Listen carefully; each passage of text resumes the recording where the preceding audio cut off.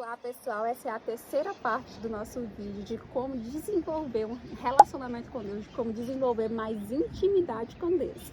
E hoje nós viemos te dar mais algumas dicas, porque nós estamos tentando desenvolver mais intimidade com o Senhor e à medida que a gente está tentando, a gente vai anotando o que nós estamos percebendo, nós queremos compartilhar com vocês também.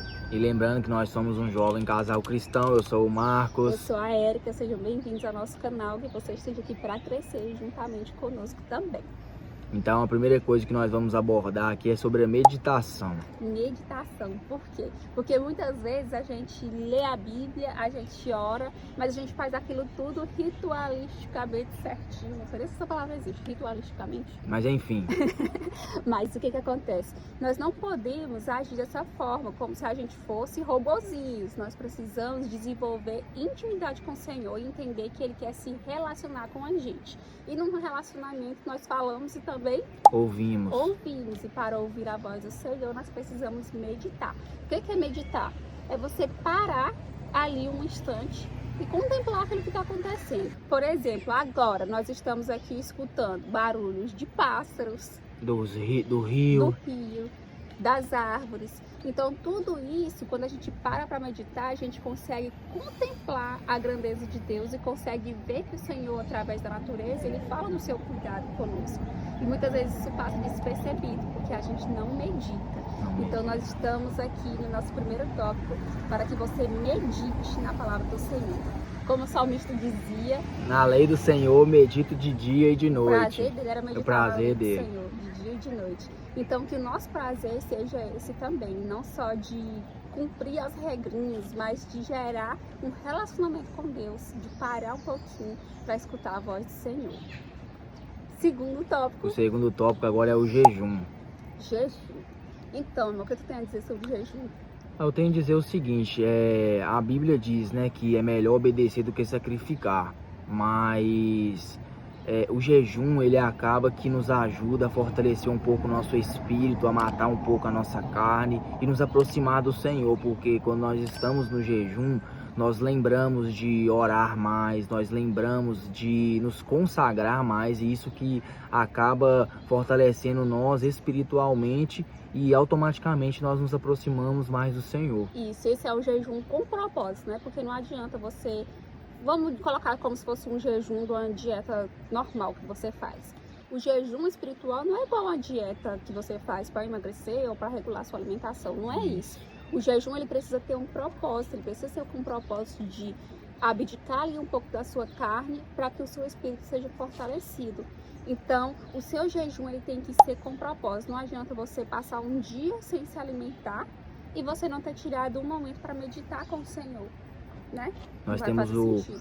o maior exemplo de jejum para mim na Bíblia foi o jejum que Jesus fez, né? 40 dias, 40 noites sem comer, sem se alimentar. Então aquilo ali foi algo que, querendo ou não, teve as tentações, mas automaticamente que ele estava fortalecendo o seu espírito. Então quando você fortalece o seu espírito, as coisas da carne não vão vencer. Justamente. E lembrando que a Bíblia fala que o Senhor não quer que a gente separe somente um dia para nos dedicar a Ele. Ele quer que esse jejum que a gente faz seja acompanhado de boas obras. E não somente naquele momento ali que nós estamos fazendo, naquela semana, naquele tempo, mas para toda a nossa vida. Porque o Senhor não quer simplesmente rituais. Ele quer intimidade, Ele quer relacionamento. Eu, confessando, não sou muito boa de jejum. Porque eu tenho dificuldade de fazer jejum, mas... eu quero melhorar isso em mim, que isso é um defeito. Eu quero melhorar como uma serva de Deus. A gente precisa fazer esse tipo de coisa para fortalecer o nosso espírito. Assim como Daniel jejuou, assim como a rainha Esther jejuou. Temos outros exemplos também de jejum que as pessoas ali são fortificadas. Nós também precisamos buscar essa fortificação na palavra do Senhor e por meio do jejum também. O próximo tópico agora é a gratidão. A gente precisa entender que tudo coopera para o bem daqueles que amam a Deus. Então, se você serve a Deus, se você busca a Deus, ou se você está querendo fazer isso, você tem que ser grato, mesmo quando a luta chega. Lá em Filipenses fala, alegrai-vos no Senhor. Outra vez vos digo, Alegrai-vos. alegrai-vos. Porque mesmo nos momentos de tristeza, de angústia, nós precisamos saber que o nosso Redentor vive, e assim como Jó cria, uma hora ele vai se levantar para a nossa defesa. E não é fácil, né? Como ela acabou de citar o exemplo de Jó.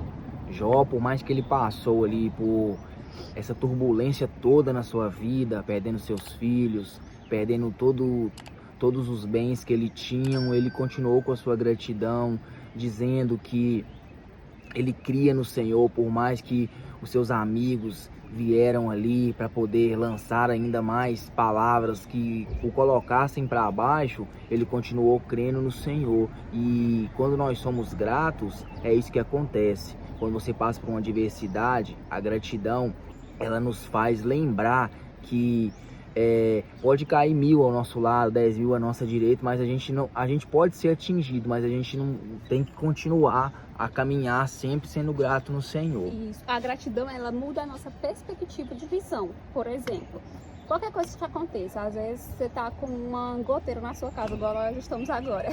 Mas você está tendo uma goteira na nossa casa, nós temos uma casa. Tem gente que não tem uma casa. Gratos. Se a minha cabeça está doendo, eu tenho uma cabeça, né? Se o seu trabalho é enjoativo, você tem um trabalho.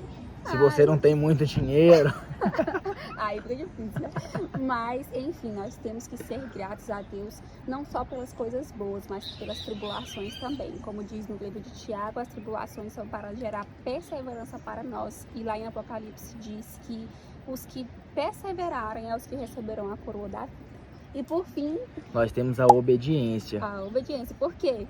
Porque a obediência é o principal, né? É o principal. Não adianta você ler a Bíblia, você orar, você jejuar, se você não obedecer. Não adianta, né?